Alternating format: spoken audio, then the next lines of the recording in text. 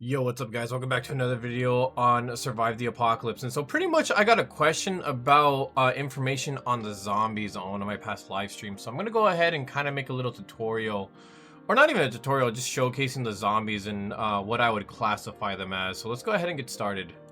To go ahead and start, let's go ahead and talk about the walkers and the crawlers, which were the two right there that I just killed. And so pretty much the walkers and the crawlers are going to be your less potent enemies that you're going to be facing the entire duration of you playing the game, and they're very easy to kill as well. Realistically, I believe the walker's a little bit stronger than the crawler is, which is kind of funny to say. But yeah, they're both very weak, very easy to kill, and with a baseball bat it takes about 5 shots to the zombie to go ahead and knock them out. Next one we could go ahead and talk about is going to be that runner right there, the one that's following me. And pretty much this runner is actually a little bit weaker than both the crawler and the walker. Pretty much it does lose health for its speed that it does have. It is pretty quick though, so I would recommend just being a little bit more cautious against this guy. He's not really that potent unless if you have a group of about 10 of them on you and you're trying to do melees only. So just keep that in mind when you're going to go ahead and face them. Now let's go ahead and talk about our Riot Shield specialist right here. Pretty much during the zombie apocalypse, there were some Riot Shields policemen that did unfortunately go out to face the danger when the first apocalypse broke out. And due to the fact that they were not strong enough, they did pretty much get annihilated. And due to the fact that they were one of the first responders, pretty much they did come out here and get infected, and they have their heavy riot shield, and they also have a bulletproof vest. Due to the fact that it does have a shield, if you do try to shoot at him with the shield, it will reduce the amount of damage that you actually do to it. Let's go ahead and see if we could go ahead and show you an example. So if I were to shoot the shield, as you guys could see, nothing really happens to his health at all.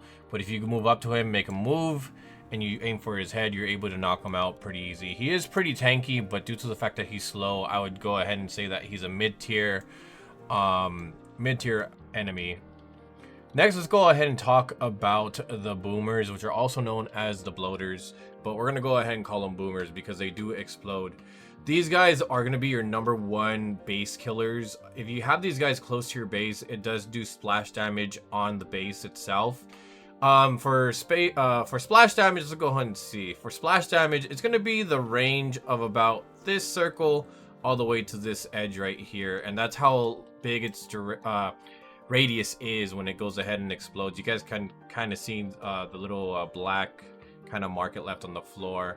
But yeah, it's definitely a building killer, and I will say that out of all of them, boomers are the ones that actually kill players the most. You would think it would be the brutes, the screechers, or the stalker, but unfortunately it's actually the boomers, because people sometimes don't pay attention when they knock one down, and due to the fact that it does blow up, it does do anything from, if you're not wearing a shield or you don't have armor, it does do 100% damage where you will die, and if you have this type of armor, it does do 50 damage, so just be very careful with that.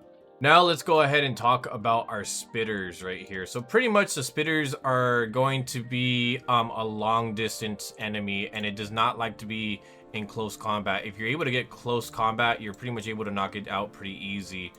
But pretty much they do pretty much throw a volley out of their mouth, and they do about, like, I want to say 10 damage. A little bit less if you're wearing armor, but it's about 10 damage. And now let's go ahead and just talk about the brute and the shadow brute. Pretty much it's the exact same thing. The shadow brute is a little bit more on the stronger end when you're trying to kill it, but the brute pretty much goes down pretty easy as long as you got a sniper rifle. It is one of the more faster enemies here, and I will say that this is probably categorized as one of the more dangerous ones. And as you guys can see, the shadow brute will only spawn in if you guys use the mystery box, which is on the map. You just have to find it somewhere on the map, and it is way stronger than your average brute, so just keep that in mind. Both of them I would definitely say are on the higher tier of what you should go ahead and be careful when you go ahead and engage enemies. This is probably one of the more dangerous ones, the shadow brute. The regular brute is all right. It's not too bad, it's not too crazy, but I would just recommend caution when you're facing either one of them, because they do have the ability to go ahead and throw a boulder and jump at you. Where the special brute, which is a shadow brute, will actually go ahead and potentially murder you if you have light armor and full health. So just be careful with that. Next, let's go ahead and talk about our ghost ones. I don't know if you guys could see them right here. They're just vibing right there. The ghost ones aren't exactly too dangerous. They're kind of like the same amount of health as a, I want to say, same amount of health as a spitter. Or actually, probably the same amount as a stalker right here that was just following me. But pretty much what the ghost does is it does pretty much go through anything. I got a little distracted there, but pretty much the ghosts do go through, which makes it a little bit more difficult. If you have turrets, it is going to be kind of problematic. So I would just definitely recommend, if you guys are facing them, make sure you have at least a couple of electric fences up. They're very easy to kill, but they're very, very dangerous. Next, since we have them out, let's go ahead and talk about the Titan. The Titan is probably going to be one of your more stronger ones out of the entire faction. And when it comes to actually dealing damage against the Titan, I would recommend using a shotgun to his face.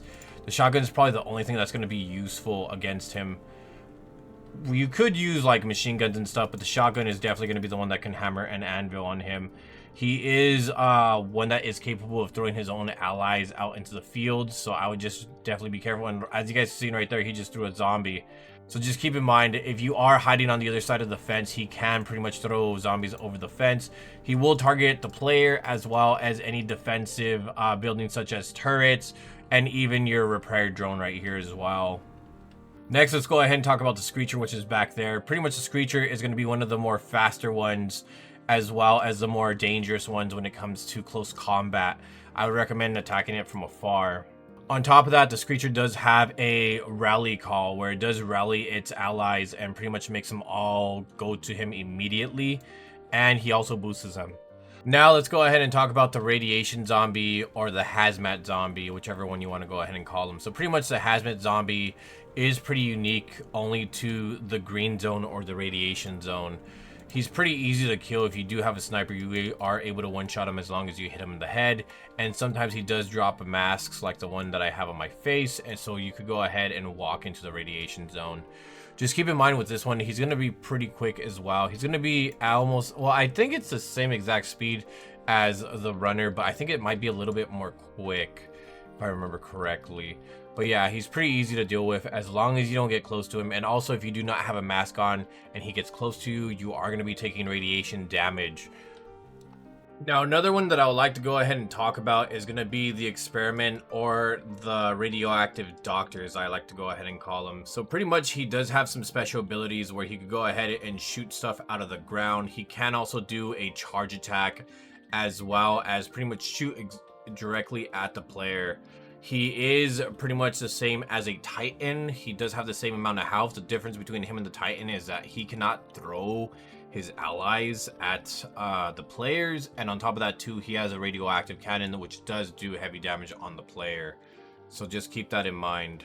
Now you do have the hunter as well, which is going to be this guy right here, and he also does have like a little charge attack. As long as you're able to shoot him on the head, you can pretty much stop his charge attack. And one thing about him that you should go ahead and note is that he will only come out if players are not at the base. And if you shoot him in the head a couple times, sometimes he'll despawn. I'm not exactly sure if that's a glitch or if the developers made it that way. But pretty much he is probably one of the most dangerous ones at night. He's really manageable. He's not really too crazy to go ahead and take out. He's pretty easy to knock out as well. So I would just recommend, if you do not want to face him at all, just come to the base. He won't spawn here. As long as you're inside of the base, you'll be fine. Now, there are different variations of some zombies, such as the walker, and the different variations are going to be the doctors, the patients, the construction workers, as well as the policemen as well. And I just got to go ahead and say that the construction workers, out of all the ones I just mentioned, have probably a little bit more health for the walkers. I'm not going to exactly show them just because it's not really that important. It's exactly a walker, it's just with a cosmetic, but the construction one does have a little bit more health from my understanding. Whenever we go ahead and play on the live streams, we do have opportunities to go ahead and test out certain features, and we do pretty much test out how strong certain zombies are. And due to the fact that it does seem to be a little bit more difficult to defeat one of the construction walkers compared to the regular walkers, the doctors, or the policemen, we believe, and we don't have proof of this, but we believe due to the fact that it has its construction hat on, it is a little bit stronger. Yeah, going back to what we were saying, pretty much going ahead and giving a rundown. Your weakest ones that you're going to go ahead and have is going to be the Sprinter first because it has less health, but it pretty much gets rid of its health for more speed. Your Walker and your Crawler are going to be your weakest ones. Second ones that are probably a little bit more higher on the tier will include your Ghosts, will also probably include, let's see, what do we got? So I will say it'll be the Ghosts, it'll probably be the Spitters as well, and I think that's probably going to be it for the next tier. For the third tier, which I would go ahead and say are third tier monsters and we'll actually have to be a little bit more wary about, will probably go ahead and be your Boomers as well as your what are they called? Brutes.